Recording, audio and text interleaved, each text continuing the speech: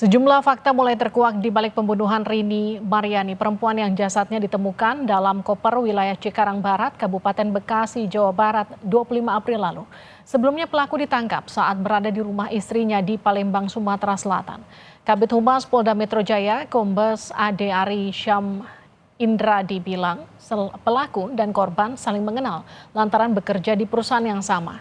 Kombes Ade Ari menambahkan sebelum membunuh korban sempat berkencan di sebuah hotel di Bandung, Jawa Barat.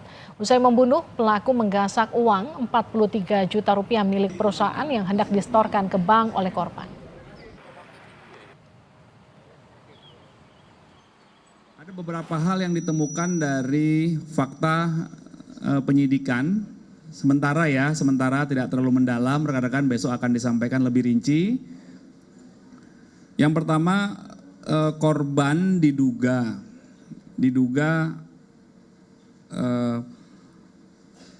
terjadi perbuatan atau disetubuhi korban ya di hotel di daerah Bandung.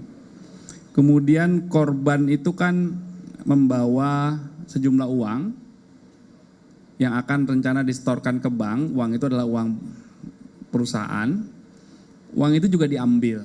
Fakta yang ditemukan sampai dengan hari ini, rekan kerja di sebuah perusahaan swasta, korban infonya sebagai kasir dan tersangka sebagai auditor ya di perusahaan yang sama, cuma berbeda cabang. Dari hasil pemeriksaan terungkap bahwa pelaku baru saja melangsungkan pernikahan Maret lalu. Dugaan sementara uang yang digasak pelaku hendak dipakai untuk acara resepsi 5 Mei ini. Seperti itu, baru saja menikah, akad nikah, namun akan dilakukan resepsinya. Akad nikahnya sudah. Untuk pertanyaan tentang motif, masih dilakukan pendalaman yang jelas, fakta-faktanya itu ya. Ditemukan mayat seorang wanita, kemudian akhirnya diamankan seorang laki-laki yang diduga pelaku, ditetapkan tersangka dan sudah ditahan. Kemudian ada fakta 2 peristiwa tadi ya, dugaan persetubuhan dan... Saudara, jejak AA sebagai pelaku pembunuhan Rini Maryani terendus polisi dari rekaman CCTV hotel tempat keduanya terakhir kali terlihat. Usai membunuh, pelaku memasukkan korban ke dalam koper dan membuangnya di wilayah Cikarang Barat, Bekasi dan kabur ke Palembang. Sebelumnya pelaku berinisial AA ditangkap di kediaman istri yang baru dinikahinya di Palembang, Sumatera Selatan. Pelaku ditangkap tim gabungan Polda Metro Jaya, Polres Metro Bekasi, Polrestabes Bandung, dan Polsek Cikarang.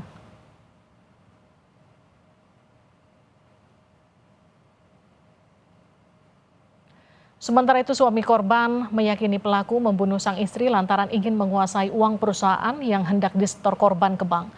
Korban diketahui sebagai kasir, sementara pelaku merupakan auditor di perusahaan yang sama. Suami korban Ganda Permana bilang pihaknya meyakini pelaku ingin menguasai uang yang dibawa korban. Ganda menambahkan keluarganya sempat menanyakan keberadaan korban pada pelaku namun menyarankan untuk tidak lapor polisi. Atas perbuatannya Ganda dan keluarga berharap pelaku dapat hukuman berat.